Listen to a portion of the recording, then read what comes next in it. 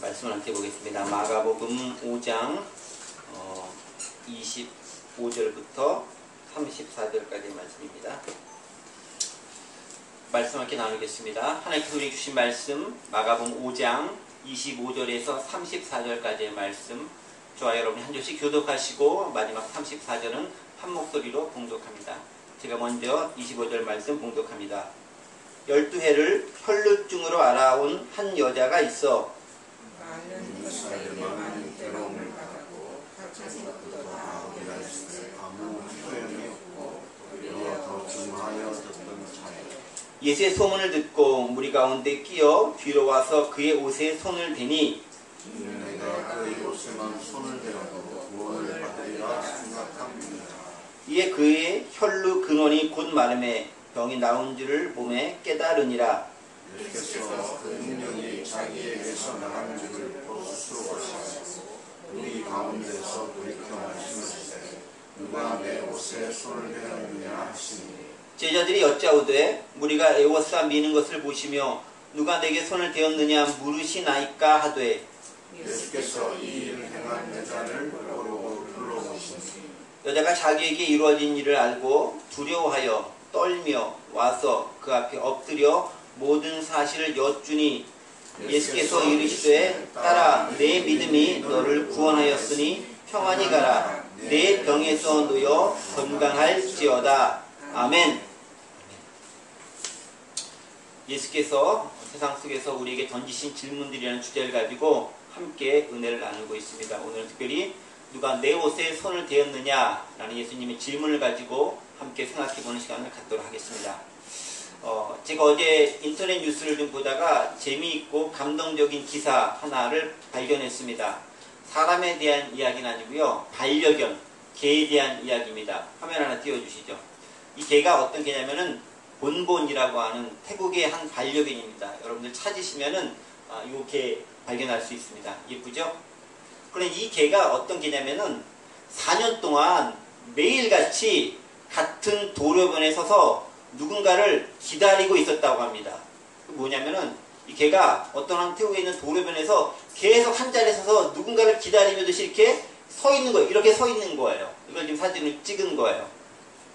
그래서 이제 어떤 아누치시라는 사람이 이 개를 이제 보아서 이게 왜 기다리고 있을까 딱 보니까 어떤 여자가 먹이도 주는 것을 보고 그런 것을 봤어요. 그래서 누군가에게 버려져서 저렇게 기다리고 저기 서 있고 누가 아주 불쌍해서 먹이를 주나 보다 라고 생각을 하고 있었습니다. 그래서 내려가지고 딱 보는데 그 여인에게 좀 물어봤습니다. 개에게 먹이를 주는 여인에게 물어봤는데 이 여인이 뜻밖의 이야기를 하는 겁니다. 이런 얘기를 하는 거예요. 이 여인은 가만히 보니까 어떤 개가 서 있어서 불쌍해서 먹이도 주고 또 이렇게 했었는데 시간이 지났는데도 계속 거기 서 있는 거예요. 며칠째, 몇 달째 서 있는 거예요. 그러다 보니까 이 개가 앙상해지기도 하고 피부병도 생기고 그래가지고 더 이상 얘가 이따 좀 죽겠다 싶어가지고 자기 집으로 데려왔대요. 유기견인 줄 알고 데려온 거예요. 그래서 치료도 하고 먹이도 주었습니다. 근데 그리고 며칠이 지나니까 이 개가 그 집을 또 나간 거예요. 어디로 갔을까요? 지금 이 자리로 간 거예요. 여기 가서 또 저렇게 누군가를 기다리는 것처럼 계속 서 있는 것을 반복하는 겁니다. 몇 번을 그렇게 집에 데려다 놓으니까 다시 나가고를 반복해서 이러다가는 안 되겠다 싶어서 얘는 거기 있는 것을 치부하고 얘한테 음식을 가져다 계속 날라서 주었다라고 합니다. 이 사실을 전해들은 이 아누치시라고 하는 사람이 자신의 페이스북에 이 반려견의 사진과 이 내용 사연을 적어서 올린 거예요. 그리고 며칠 만에 이 페이스북이 타고 해서 이 원래 개의 주인에게까지 연락이 간 겁니다. 그래서 주인이 이 개가 제 개입니다 라고 나타났어요. 처음에 만남을 갔습니다. 근데 처음에는 개가 약간 낯설어 했지만은 이내 주인인 걸 알아보고 반가움에 꼬리를 흔들고 결국 주인을 따라 집으로 돌아가서 다시 나오지 않았다고 합니다. 그러니까 주인 말에 의하면은 4년 전에 차를 태워서 친척 집에 가는 길에 아마 개가 차에서 내려서 없어졌는데 다시 찾으려고 했는데 찾지 못해서 그냥 잃어버렸거니 죽었거니 생각하고 잊고 있었다고 합니다. 그럼에도 불구하고 이 개는 여전히 4년 동안 이제나 저제나 주인과 만난다를 기다리면서 그 자리에 서서 기다리고 있었다고 합니다. 대단한 개 아닙니까? 역시 개는 길러볼만 해요. 그렇습니다. 제가 이 기사를 보면서 크게 두 가지 생각이 들었습니다. 먼저 첫 번째는요, 어떤 면에서 참 개가 사람보다 충직하다라는 생각입니다. 여러분도 그렇게 느끼시죠? 이는 우리가 이미 잘 알고 있고 또 경험하고 있는 이야기이기도 합니다. 반려견으로서의 개의 가치를 다시금 증명하는 겁니다. 절대로 배신하지 않는 게 반려견, 특별히 개라고 합니다. 기를만 하다라는 거죠.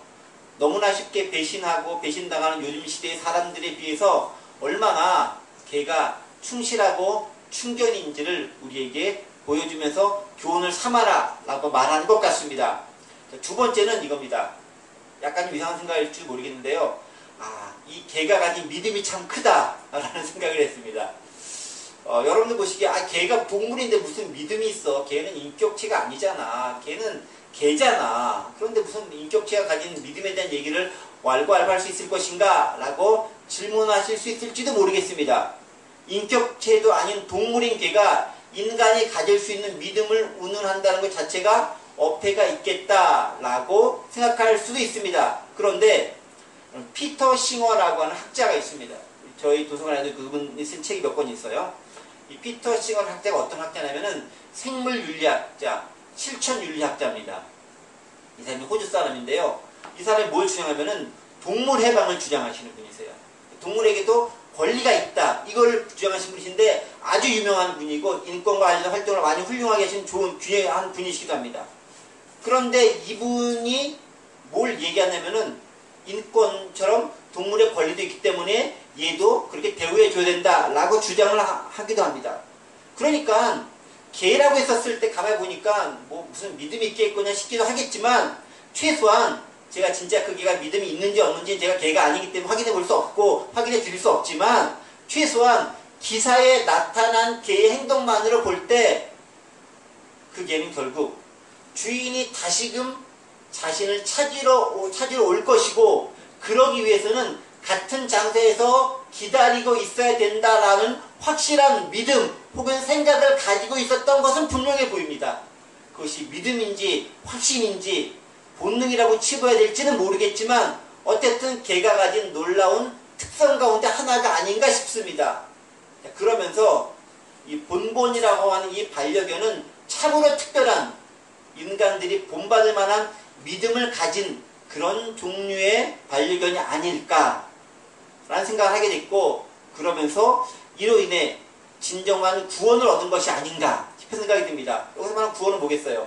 주인 만나가지고 잘 살아진 거 구원 아니겠습니까? 그걸 얻은 게 아닌가 싶은 생각이 든다라는 거죠. 자, 추석 연휴 마지막 날에 훈훈한 이야기까지는 좋은데 사람 사는 이야기도 바쁜 이 시절에 개에 대한 이야기를 장황하게 제가 여러분들과 나눴습니다. 그런데 얘가 왜 이 얘기를 하냐면 이 개에 대한 기사를 보면서 오늘 본문의 내용과 오버랩되는 부분이 많다라고 느껴졌기 때문에 그렇습니다. 어떤 모습이요? 진정한 믿음이란 무엇인가? 라는 거예요. 4년 동안 한결같이 그 자리 기다리면서 주인이 나를 찾으러 올 것이야. 나는 만날 수 있을 거야. 라고 기다리는 그 개의 믿음이 오늘 이 시대를 살아가고 있는 웬만한 기독교인보다 훨씬 탁월한 것처럼 보인다라는 거예요. 조금만 마음에 안 들면 딴 데 가버리고 믿음 저버리고 사람과의 신뢰를 깨버리는 그 시대 가운데서 4년 동안 그 자리에 계속 서 있는 거 아니에요. 이 본분 훌륭하지 않아요? 우리는 예수 믿는 신앙인 아닙니까? 믿음 가졌다라는 게 신앙인이잖아요. 우리의 모습보다 어떤 면에서 참 나아 보인다라는 생각이 들게 합니다. 4년을 한결같이 기다린 그 충정과 신실함이 과연 이 시대를 살아가고 있는 오늘 우리들에게도 동일하게 존재하는지 한번 반문해 보고자 하는 생각이 들었다라는 겁니다. 오늘 본문에 대한 이야기로 넘어가 보겠습니다. 오늘 본문 이야기 여러분 잘 아시는 혈루증에 걸린 여인에 대한 이야기입니다. 혈루증, 블리딩이라고 하는 병입니다. 이게 이제 일종의 파열하는 그런 여인에 대한 이야기입니다. 근데 당시 유대 사회에서 혈루증, 즉 피의 유출이 있는 병은 무척 불결한 것으로 여겼습니다. 그러니까 여인이 이제 하혈을 한다라는 것 자체가 불결하다라고 해서 어떤 모임이나 어떤 회합 같은 데 참여도 못하게 했고 일정 기간 격리시켜 있어야 되는 그런 상황이었습니다. 즉 이 병을 앓고 있는 사람에게는 가까이 해서는 안 되는 그런 불결한 병이었어요. 이런 병을 앓고 있으면 사람이 가까이 하면 안 되는 것입니다. 반대로 이 병을 앓고 있으면 사람들에게 나아가거나 사람들과 교제를 하면 안 된다라는 것이 당시 율법에 기록되어 있는 내용이었습니다. 그런데 오늘 본문의 주인공 이 여인은 얼마 동안 무려 12년간이나 혈루증을 앓고 있었습니다. 사실 잠시만 배가 아프고 힘들어도 무척 괴롭고 힘들고 고통스럽고 막 죽을 것 같고 불편한 게 우리의 삶의 모습인데 무려 12년간 이 병으로 고통을 앓고 있었던 거예요. 그런데 이 12년간 이 여인이 그 병에서 낫기 위해서, 회복하기 위해서 아무런 일도 안 했을까요? 그냥 가만히 조용히 있었을까요? 그렇지 않았을 거 아닙니까? 나름대로 뭔가 활동도 많이 하고 백방을 노력도 많이 했을 것입니다. 본문 26절에 의하면은 뭐라고 기록되어져 있냐면은 26절에 보면은 그녀는 많은 의사들로부터 괴로움을 당했고 가진 돈도 허비했지만 병은 고쳐지지 않았고 오히려 더 악화되기만 했습니다. 26절 읽어볼게요. 많은 의사에게 많은 괴로움을 받았고 가진 것도 다 허비하였으되 아무 효험도 없고 도리어 더 중하여뒀던 차예라고 26절에 기록되어 있습니다. 즉 오랜 기간에 걸쳐서 수많은 노력을 기울였음에도 불구하고 오히려 증상은 더욱 심해져 갔다는 말입니다. 그러니까 얼마나 괴로움과 고통이 심했는가를 알 수 있는 그런 대목입니다. 그런데 그러던 어느 날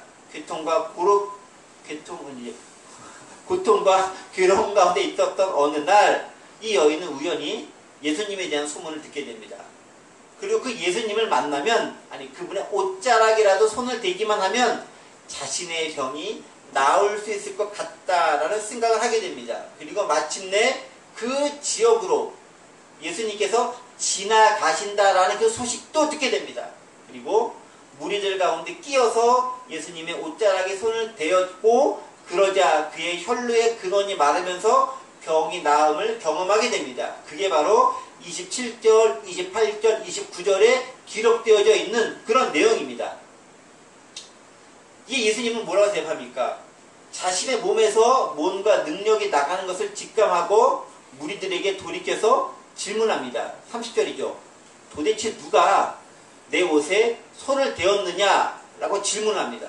그러자 제자들이 이렇게 31절에서 얘기하죠.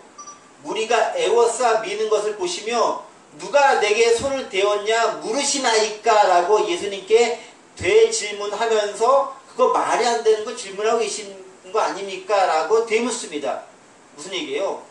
예수님 주변에서 밀치고 하면서 옷에 손을 댄 사람이 얼마나 많을 건데 그 중에서 누가 손을 댔냐고 물으시니까 그 사람 우리가 어떻게 찾아내고 누군지 알고 그 사람 예수님께 데려가겠습니까? 라고 이야기하는 거예요. 그런데 그런 제자들의 태도와는 아랑곳 없이 예수님은 계속 주위를 둘러보셨고 마침내 그 여인은 재발절인 사람이 뒤돌아보고 이렇게 고백한다는 것처럼 두려워서 엎드려 떨면서 예수님께 제가 그 여인인데요 라고 하면서 사실대로 고백을 합니다. 33절이죠. 여자가 자기에게 이루어진 일을 알고 두려워하여 떨며 와서 그 앞에 엎드려 모든 사실을 여쭈니 라고 기록되어 있습니다. 그리고 이 말을 들은 예수님은 그녀에게 이렇게 얘기하죠. 34절 보면 딸아 내 믿음이 너를 구원하였으니 평안히 가라. 내 병에서 놓여 건강할지어다 라고 선언하게 됩니다. 병고침에 대한 선언과 더불어서 평안히 돌아갈 것을 권면하고 있습니다. 자, 이 이야기를 보면서 도대체 이 여인은 어떤 믿음이 있었기 때문에 왜 특별히 예수님은 다른 수많은 사람들 중에서도 이 여인을 집중하면서 그 여인에게 초점을 맞추시면서 병을 고쳐주셨는지 생각해 보게 됩니다. 또 병과 그 치유에 대해서 그리고 그것이 가능한 원인이 무엇인지에 대해서도 우리로 하여금 한 번씩 생각해 보도록 만들어줍니다. 근본적인 이유, 또 근본적인 원인, 근본적인 대책이 뭐겠습니까?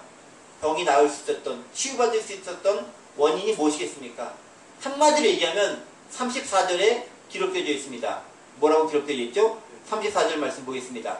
딸아 내 믿음이 너를 구원하였으니 평안히 가라. 내 병에서 놓여 건강할지어다. 뭐가 문제였습니까? 믿음의 문제였다라는 거죠. 믿음이 너를 구원했다라고 선언하고 있습니다. 그러니까 믿음의 문제다. 믿음을 통해 구원을 얻었다라고 단순화시켜서 얘기할 수 있습니다. 자, 그렇다면 도대체 어떤 믿음인가? 어떻게 믿었기에 믿음의 어떤 모습이 그녀에게 있었기에 그녀는 혈루증에서 나음을 얻을 수 있었는가? 또한 이것이 오늘 이 시대 현대를 살아가고 있는 우리에게는 어떻게 적용되고 교훈을 주는가? 본문을 중심으로 더불어 생각해 보도록 하겠습니다. 자, 먼저 본문을 보면서 우린 이 여인의 상태와 이 여인의 상황을 그 상황 속에 조금 더 들어가 볼 필요가 있습니다. 여인의 고통이 여러분 얼마 정도 크셨다라고 생각합니까? 우리는 단지 성경을 읽으면서 혈루증으로 고생을 하고 있었던 한 여인이 있었구나 라는 것 정도로만 생각하기 쉽습니다. 그런데 아까도 잠시 제가 말씀을 드리고 언급했던 것처럼 이 여인이 혈루증으로 고생을 하고 앓고 있었던 기간이 얼마라고 했죠? 12년이라고 했습니다. 12년. 그럼 12년이 짧습니까? 깁니까? 뭐 사람에 따라서는 짧다라고 할 수 있고 길다라고 할 수 있을지 모르겠지만은 제가 볼 때 12년 길어요. 지나놓고 보면은 짧다라고 얘기할 수 있을지 모르겠지만은 당하는 사람의 입장에서 12년 무척 깁니다. 그런데 건강한 모습도 아니라 병을 앓고 지내는 12년 얼마나 긴지 모릅니다. 무척 긴 기간을 상징하는 숫자가 12라고 하는 숫자입니다. 그런데 그 기간에 그녀는 그냥 병만 앓고 있으면서 아무런 노력도 안 했을까요? 그렇지 않습니다. 많은 노력을 기울입니다. 아까 우리 본문에서 봤던 것처럼 26절에 봤던 것처럼 그녀는 여러 가지 병이 치유되기 위한 노력을 기울입니다. 어떤 노력을 기울이죠?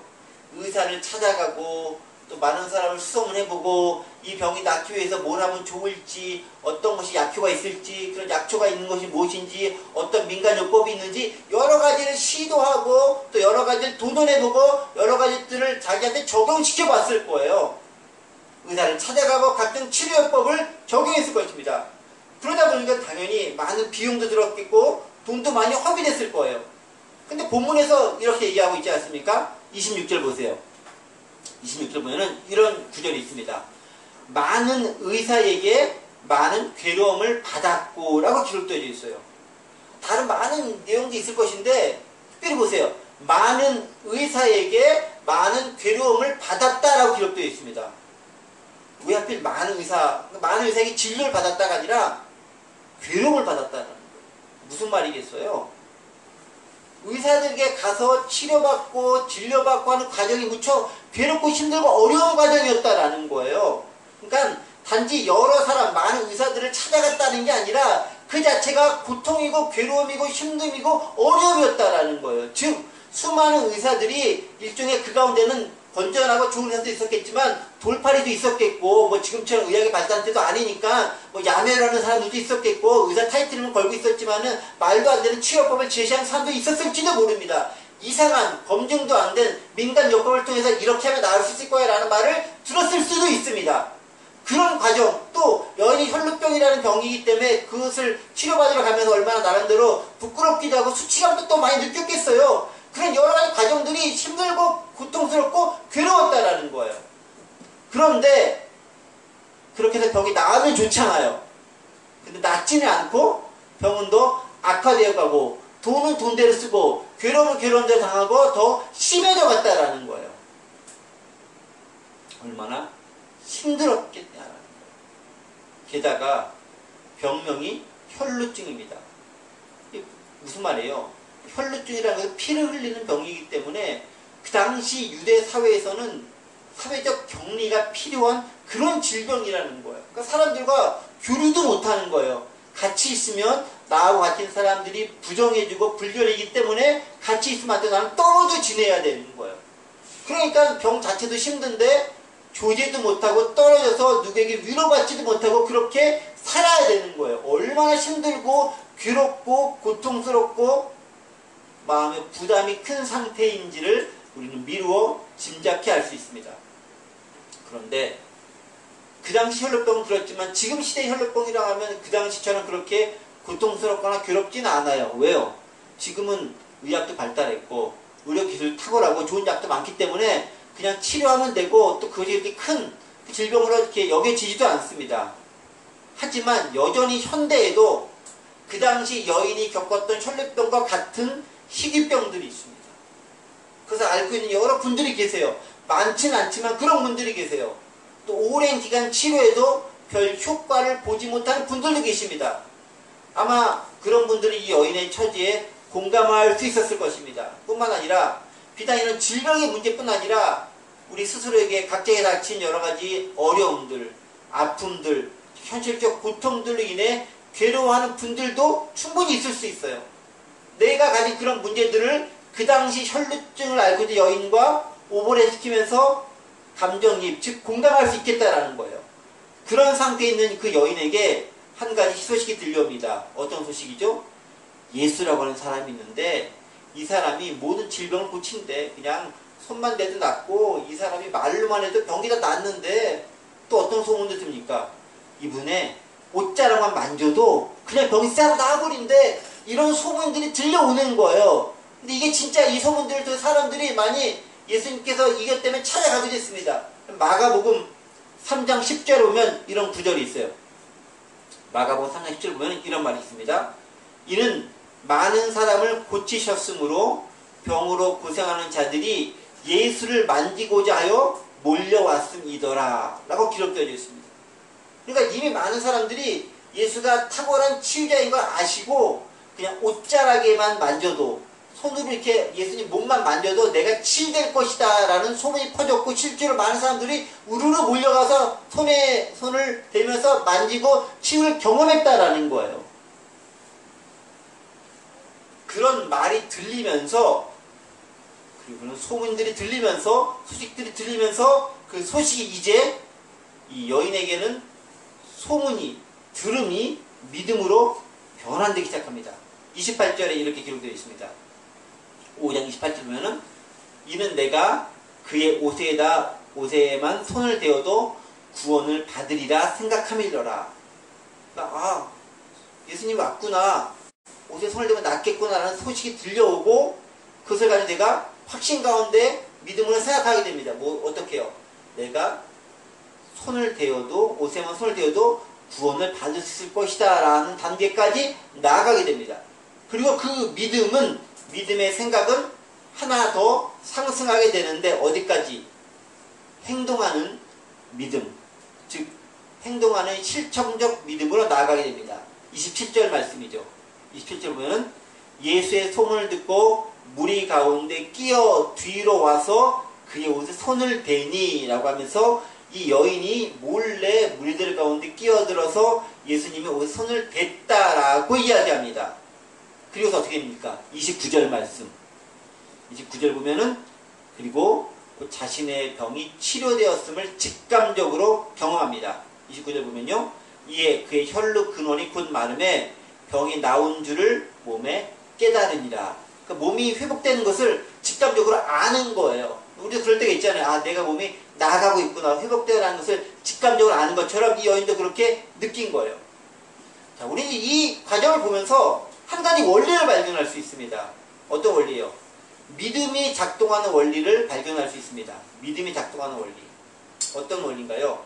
자, 믿음이 작동되기 위해서 가장 먼저 뭐가 필요합니까? 먼저 들음이 있어야 된다. 들음이 있어야 된다. 그리고 그 들음을 바탕으로 해서 그 들음을 마음으로 받아들이는 생각하는 믿음이 있어야 되고 그 믿음이 작용된 다음에는 그 받아들인 믿음이 발현되기 위한 실천적 행함이 수반되어져야 된다는 거예요. 그래서 세 가지 공식이 딱 나온 거죠. 어떤 공식이요? 들음, 그 다음에 믿음, 그 다음에 행함. 이 공식이 있어야 되는 거예요. 들음, 믿음, 행함의 공식이 우리 가운데 필요하다는 겁니다. 이거는 믿음 생활하면서 가장 기본적이고 필수적인 요소입니다.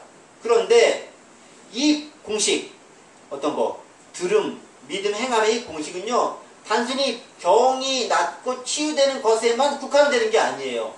원래 이 공식은 궁극적으로 어디와 관련되어져 있냐면 우리 전체 영혼의 구원과 관련된 개념이에요. 우리가 구원을 얻는 방식도 똑같은 그 작용이 발현되게 되어 있습니다. 자, 어떻게 되어 있죠? 먼저 복음의 말씀을 들어야 됩니다. 그리고 그 들은 복음을 믿어야 하고 믿은 것을 입으로 고백해내는 실천적 행함이 요구됩니다. 자, 보겠습니다. 로마서 10장 17절에 있는 말씀을 한번 보면 이렇게 기록되어 있어요. 우리가 잘 아는 말씀입니다. 로마서 10장 17절 말씀 우리 같이 한번 읽어볼까요? 시작. 그러므로 믿음은 들음에서 나며 들음은 그리스도의 말씀으로 말미암아 느니라 라고 기록되어 있습니다. 그러니까 뭐겠어요? 믿음은 어디서 난다고요? 들음이 있어야 믿음이 날 수 있는 거예요. 뭔가 말씀이 들려와야 되는 거예요. 그 들음은 그리스도의 말씀으로서 들려와야 되고 그게 있어야 내가 믿음을 얻을 수 있습니다. 그리고 믿음은 또 어떻게 작용되어지느냐? 로마서 10장 10절의 말씀 함께 보도록 하겠습니다. 10장 10절 말씀 함께 보도록 합니다. 시작. 사람이 마음으로 믿어 의에 이르고 입으로 시인하여 구원에 이르느니라. 그러니까 뭐겠어요? 들려온 것을 믿었다로 끝이 아니라 그 믿은 걸 내가 입으로 시인하는, 즉 행동으로 표현하는 그 단계가 필요하다라는 거예요. 그게 이제 10절에서는 입으로 시인하여 구원에 이르느니라 라고 기록되어 있습니다. 그러니까 로마서 10장에 있는 말씀들을 정리해보면 이거예요. 하나님의 말씀, 예수의 말씀이 있고 그 말씀이 들려와야 되고 들려온 말씀을 내가 믿어야 되고 그 말씀을 내가 아멘으로 고백하면서 내 입으로 고백해내는 실천된 행동이 있어야 온전히 구원의 단계에 이룰 수 있다라고 이야기하고 있습니다. 그러니까 말씀의 들음, 그 말씀의 믿음, 믿은 대로 행함, 들음, 믿음, 행함이 세 가지가 공이 발현되어야지만 온전히 구원의 단계에 이룰 수 있다라는 거예요. 그러니까 우리가 구원에 이르는 과정도 이 과정을 통해서 구원을 이룰 수 있습니다. 그런데 아까도 말씀드렸듯이 구원에만 이게 적용되는 게 아니라는 거예요. 그럼 어디에서 적용되죠? 질병이나 우리가 가진 문제 해결에도 똑같이 이 과정이, 이 원칙이, 이 공식이 적용되어진다라는 거예요. 본문을 좀 보겠습니다. 그럼 본문을 보면요, 특별히 여러분 그 본문 28절과 34절 보면은 이런 구절이 있어요. 병이 나았다, 치료되었다 라는 말이 우리는 사용될 것이라고 기대하고 있지만 그 단어 대신에 다른 단어가 사용되고 있음을 알 수 있습니다. 어떤 단어가 사용되죠? 구원받았다, 구원되다라는 단어가 사용돼요. 무척 놀라운 거예요. 아니 보세요. 혈루증을 앓고 있는 여인이 있어요. 혈루증이 나았다, 회복됐다, 치료되었다, 건강하게 됐다 라고 표현해야 되는 거 아니에요? 그런데 뭐라고 표현되냐면은 28절이나 34절 말씀을 보세요. 뭐라고 표현됩니까? 28절 보면 이는 내가 그의 옷에만 손을 대어도 구원을 받으리라 생각함이니라. 이는 내가 그 옷에 손을 대어도 나음을 이르리라, 회복되리라, 치료되리라 라고 번역하지 않고 구원을 받으리라 라고 기록되어 있습니다. 34절도 보세요. 예수께서 이르시되 따라 내 믿음이 너를 치료하였느니라, 내 믿음이 너를 낫게 하였느니라, 내 믿음이 너를 회복하였느니라 라고 기록되어 있지 않고 뭐라고요? 구원하였으니 평안히 가라라고 기록되어 있어요. 왜 그러겠어요? 치료, 나음, 회복, 이것은 모두 구원이라고 하는 단어 가운데 들어가 있는, 포함되어져 있는 그 단어다라는 것을 알 수 있습니다. 실제로 이런 영어 성경을 보면요, 우리 NIV, 킹 제임스 버전, NASB 버전을 보면 이 구원받다는 단어가 어떻게 기록되어 있냐면은 NIV 버전 같은 경우는 healed라는 단어가 있습니다. healed, 치료되다. 그 다음에 킹 제임스 버전이라든가 이런 단어를 보면은 뭐라 되냐면은 behold, 온전하게 되다, 완전하게 되다 라고 기록되어 있어요. 그 다음에 NASB 버전을 보면은 get well, 뭐겠습니까? 원래대로 되어졌다, 좋아졌다 라고 기록되어 있어요. 그러니까 영어 성경도 우리 말로는 구원됐다라고 하는 번역들 이렇게 healed, get well, be whole이라는 단어를 쓰면서 다르게 회복되어서 원래 상태로 완전하게 치유되는 것을 드러내고 있습니다. 그런데 그 단어를 한 단어로 요약하면 뭐라고요? 구원이라고 하는 단어를 사용한다라는 것입니다. 지금 뭐겠어요? 병에서 나는 것, 문제가 해결되는 것, 치료가 되는 것, 뭔가에서부터 내가 빠져나오는 것, 이걸 무슨 단어로 표현한다고요? 구원이라는 단어로 표현한다라는 거예요. 병에서 나음을 입는 것, 치료받는 것은 다 구원이란 말입니다. 그러니까 구원은 단지 우리의 영혼의 구원만 언급하는 것이 아니라 온 육체를 포함한 전 인격체가 다 원래 상태대로 회복되는 것을 구원이라고 한다라는 거예요. 그러니까 예수님께서 우리를 구원하셨다는 것은요, 단지 육신은 그냥 죽고 영혼만 살아서 이렇게 뭐 연기 같은 것이 딱 해서 천국 갔다 그런 차원이 아니다라는 거예요. 전인격은 뭐냐면은 지정의가 있고 육신을 가지고 이 모든 인간으로서의 모든 것들이 다 구원을 얻고 회복을 얻고 온전한 상태로 나아가게 되더라라는 거예요. 그러니까 예수님의 치유는 이것들을 수반하고 동반하는 치유다라는 겁니다. 그래서 기독교에서의 구원, 예수님에서의 구원은요, 이렇게 전인격적이고 통전적인 의미에서의 구원이다라는 거예요. 그러니까 예수님이 단순히 나았다는 것은 네 질병에서만 나은 것이 아니라 네가 구원받은 존재로서 하나님 나라의 백성으로 삶을 살아갈 수 있게 되었다라고 이야기하고 있다라는 거예요. 엄청난 거죠. 그렇다면 이걸 우리의 삶에 어떻게 적용할 수 있을까요? 현대는 과거와 달리 의학이 발달되어져 있어요. 본문에 나타난 혈루증과 같은 질병은 그렇게 오랜 시간에 걸쳐서 많은 의사들을 찾아다니면서 고생하면서 이렇게 치료해야 될 그런 병이 아닙니다. 그렇게 하지 않아도 돼요. 물론 병에 따라서 좀 오랜 기간이 필요한 거 있을 수 있어요. 제가 의사가 아니라 명확하게 화가 나서 얘기하지 못하지만 이 당시 혈루증을 앓고 있었던 것 같은 처지는 분명히 아닐 겁니다. 동일한 병이라고 한다면 그 여인이 지금 이 시대에 살고 있다면 이런 병 때문에 이렇게 오랜 시간을 고민하고 고통당하고 괴로움을 당하고 사회적 관계가 단절되면서까지 힘들게 살지는 않았을 겁니다. 그러나 아까도 말씀드렸듯이 여전히 현대에도 고치기 힘들거나 불가능한 병이 존재합니다. 뿐만 아니라 단지 질병의 문제를 넘어서 우리 인간이 가지고 살아있는 관계나 일 혹은 정신적인 것과 관계된 그런 문제들도 있습니다. 이런 문제들이 쉽게 걸리지 않아요. 어떻게? 마치 본문의 여인이 12년간 혈루증으로 고생했던 것처럼 오랜 기간 동안 우리를 붙잡고 따라다니며 나를 힘들게 하는 그런 문제들일 수 있어요. 우리를 괴롭히고 있는 오랜 기간의 문제들 다 몇 개씩 가지고 있을 거예요. 하나가 아니라 몇 개씩 있을 수 있어요. 그게 질병의 문제든 관계적인 문제든 경제적인 문제든 나만이 가지고 있는 감추고 싶은 어떤 것이든 간에 그런 문제들이 있을 수 있다는 거예요. 그런 문제들, 그런 질병들, 그런 아픔들, 그런 결여 등에 대해서 우리는 현대적인 의미에서 혈루증 같은 질병을 앓고 있는 우리는 어떻게 해결해야 하는가에 대한 질문을 다시금 던져본다라는 거예요. 어떻게 해결책이 되겠습니까? 독일한 해결 방식이 제시되는 거예요. 어떻게? 들음, 믿음, 그리고 행함을 통해서 치유와 회복을 경험할 수 있다는 것입니다. 어떻게요? 말씀의 들음과 그것에 대한 신뢰, 즉 믿음이 있어야 되고 그에 합당한 실천적 행함이 필요하다라는 겁니다. 조금 더 자세히 들어보고 말씀을 마칠게요. 우리는 모두 복음을 들었습니다. 여기 앉아계신 분들 예수 믿으신 분들이에요.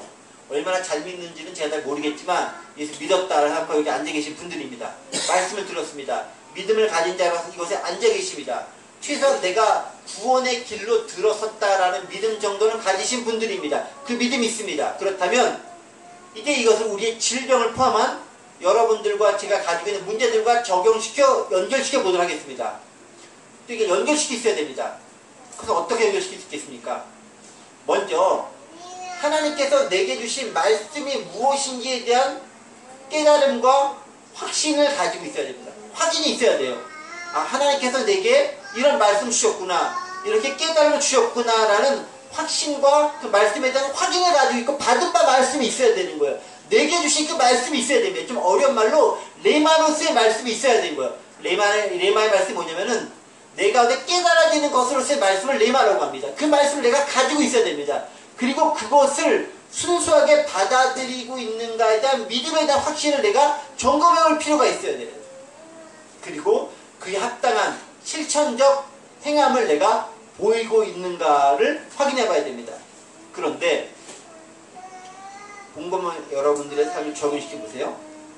말씀을 들음과 그 말씀을 믿는 것은 다른 사람의 눈에 잘 보여요? 안 보여요?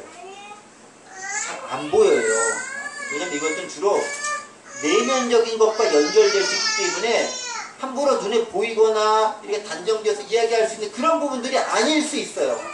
그럼 우리가 확인할 수 있는 건 뭐냐면은 내 내면에 있는 게 아니라 실천적 행함을 통해서 뭔가를 확인해 볼 수 있습니다. 바로 그것을 여인은 우리에게 보여주었다라는 거예요. 27절 말씀이 그것을 증거합니다. 여러분 27절 말씀 다시 한번 보겠습니다. 뭐라고 기록되어 있죠? 예수의 소문을 듣고 무리 가운데 끼어 뒤로 와서 그의 옷에 손을 대니라고 기록했습니다. 이거는 여인이 어떤 행동을 보이는가를 실천적으로 드러내주는 그 모습인 거예요. 지금 뭘 했습니까? 그녀는 예수의 손을 들으니까 옷에다 손을 대면 낫을 거야 라는 믿음을 가지고 어떻게 합니까? 자신의 구원과 회복을 위해서 무리 가운데 끼어들어서 뒤로 와서 몰래 예수님의 손을 대는 실천적 행동의 모습을 보이고 있다는 거예요. 근데 여기서 우리가 간과하지 말아야 될 것이 있어요. 어떤 거 이런 거죠. 아니 예수님의 옷에 손 대는 거 그거 뭐가 어려워. 그냥 손 딱 대면 되는 거 아니야. 지나가고 계실 때 빨리 가가지고 머리 살짝 손 딱 대고 요이 땅 딱 이렇게 손 대면 되는 거 아니야? 숨바꼭질하고 야도 없으면 손 딱 대면 되는 거 아니야? 라고 쉽게 생각할 수 있을지 모르겠지만 그게 그렇지 않다라는 거예요. 왜? 그 당시 상황을 고려하면 이게 결코 쉬운 게 아니라는 거예요. 왜 그럴까요? 두 가지 이유에서 그래요. 첫 번째, 먼저 손을 대면 나을 것이다 라는 믿음을 갖기가 어려운 거예요. 보세요. 옷에 손을 대면 낫는다. 여러분 그거 믿으세요? 아니, 좀 더 다른 질문으로 상식적으로 이해가 돼요? 의사 선생님이 여기 있는데 나는 우리나라에 제일 유명한 그 병원에 그 의사 선생님의 옷에 손만 대서 내 병은 다 라고 누가 얘기하면 여러분 그거 믿으세요? 말도 안 되는 햇소리 라고 치부해 버릴 거 아니겠습니까? 물론 시대가 달라요. 2000년 전과 후니까 다릅니다. 상식적으로 이해되지 않을 수 있습니다. 미신적인 일처럼 보일 수 있습니다. 그런데 그것을 넘어서는 게 믿음이다. 믿음은 때로는 내 상식과 생각과 지식을 넘어서는 것을 요구할 때가 있어요. 왜? 그것을 요구한 이유는 뭐냐면 그 근거가 말씀에 있기 때문에 그렇다라는 거예요. 그러니까 믿음은요, 말씀을 근간을 했기 때문에 믿음이 작용되는 거예요. 제가 전에 믿음에 대한 걸 가지고 시브리서로 여러분들에게 오랜 기간 선일교를 한 적이 있습니다. 그때도 말씀드렸던 것처럼 믿음은 말씀에 근간이 되는데 그 말씀은 반드시 이루어질 사실이기 때문에 있는 것을 믿는 게 믿음이다라고 얘기했어요. 없는 걸 믿는 게 아니라는 거예요. 그러니까 말씀은 이루어지는 사실에 근간을 둔 것이기 때문에 그것이 우리가 신뢰할 수 있고 확신할 수 있는 거라는 거예요. 예수님이 말씀하셨기 때문에 믿을 수 있다라는 거예요. 내 가운데 내 마음에 지금 말씀이 있기 때문에 그 내가 확신하면 나아갈 수 있다라는 거예요. 그런데 그게 때로는 내 지식과 상식과 반하기 때문에 충돌이 일어날 수 있습니다. 그것을 넘어서는 게 믿음이라는 거예요. 그냥 내 신념이나 확신이 아닌 천지를 창조하신 창조자, 구원자이신 예수님의 말씀에 근거한 것이기 때문에 신뢰할 수 있습니다. 그 신뢰와 확신, 말씀에 근간된 믿음을 가졌는가가 필요한 거예요. 이 여인은 그것에 일단 나아갔다라는 거예요. 아, 주님께서 말씀하신 것이기 때문에 내가 나올 수 있겠구나라는 믿음이 있습니다. 두 번째는요, 여러분 보세요. 그 여인의 병이 무슨 병이라고 했죠? 혈루증이에요. 그 병은요, 사람들과 가까이 하면 안 되는 병입니다. 사람들에게 나아가기 위해서 엄청난 용기가 필요한 거예요. 용기뿐만 아니라 무모한 도전이 필요한 거예요. 예를 들면 나를 모르는 사람이 괜찮은데 나를 아는 사람이 그 무리 가운데 있으면은 그 사람이 나를 딱 보고서 내가 부정한 여인인데 사람들과 접촉하는 것을 보고서 만약에 누군가 그걸 발견하고 소리를 치면 나는 거기서 내쫓김을 당하거나 심한 경우 돌팔매기까지는 안 당한다 할지라도 엄청난 비난에 휩싸이거나 다른 사람들로부터 손가락질 받기 충분한 그런 질병인 거예요. 발각되면은 끝인 거예요. 그거를 감수하고 나아가는 거예요. 또 한 발짝 나아가기 위해서 많은 용기가 필요한 거 아니겠습니까? 욕을 먹을 각오도 해야 되고 다른 사람들에게 손가락질 당하는 것도 각오해야 되고 또 괜히 나갔다가 이거 아니면 어떻게 실패할 수 있는 그 실패에 대한 부담감도 각오해야 되는 거예요. 때로는 사회적 매장도 각오해야 되고 실제로 물리적으로 내가 어떤 해코질이나 못된 짓을 당할 수도 있습니다. 그러니까 여인이 무리들 가운데 끼어서 이렇게 예수님 손을 냈다는 거는요, 엄청난 사회적 장벽을 극복하고 나아갔다는 걸 의미하는 거예요. 결코 쉬운 게 아니잖아. 믿음대로 실천하며 사는 게요, 쉬운 것 같지만 쉽지 않아요. 왜? 상식에 반하는 것일 수도 있기도 하고, 그것을 내가 실천하기에는 사회적 장벽이 너무 높기 때문에 그러할 수도 있다는 거예요. 때문에 믿음의 발현은요, 장애물을 극복해야 하는 용기를 필요로 할 때가 많다는 거예요. 믿음은요, 용기 있는 사람이 행하는 거예요. 용기 없으면 믿음을 발현할 수 없어요. 입으로 시인하여 구원 얻느니라. 말하면 되는 거 누구는 못해. 쉽게 얘기하죠. 천만에. 그 다음에 입으로 시인한다는 것은 예수 믿는 사람들이랑 사람들이 공표하는 건데, 이 말은 뭐냐면은 나 예수 믿는 사람들이니까 나 잡아가서 죽어도 좋습니다 라는 것을 의미하는 말이에요. 엄청난 용기가 필요하다라는 거죠. 한 가지 더 생각해 봅시다. 그렇게 믿음을 고백하고 손을 댔는데 이 여인은 나음을 얻었습니다. 그런데 한 가지 발견해 보세요, 여러분. 그렇게 예수님 주변에 많은 사람들이 이렇게 군중들이 막 운집하면서 다니면서 밀고 하면서 예수님 주변의 사람들이 예수님을 많이 만졌겠어요? 안 만졌겠어요? 수많은 사람들이 만졌을 거 아니에요. 그러니까 예수님께서 누가 내 손을 댔느냐? 라고 물으시니까 제자들이 누가 냈는지 어떻게 알아요? 이 많은 사람들이 막 밀치거나 얼마나 많은 사람들이 됐을 텐데 그럼 우리가 어떻게 발견해요? 그 예수님 찾는 사람이 누군지 우리가 어떻게 알아요? 말도 안 되는 질문 왜 하세요? 라고 예수님께 제자들이 예수님께 질문하고 있잖아요. 그게 이제 30절에 있는 말씀이에요. 31절, 30절, 31절 내용 그 내용인 거예요. 그 말은 뭐예요? 수많은 사람이 예수님께 손을 대고 만졌음에도 불구하고 누가 나왔어요? 여인만 나왔어요. 무슨 얘기인지 아세요? 수많은 사람이 예수님 얘기 듣고 예수님을 만나고 예수님께 나아가고 했음에도 불구하고 실제로 구원 얻는 사람은 누구라고요? 여인 하나밖에 없는 거예요. 여인 하나. 세상에 많은 예수님 얘기가 떠돌아다녀요. 예수님에 대한 많은 것들이 우리가 들려와요.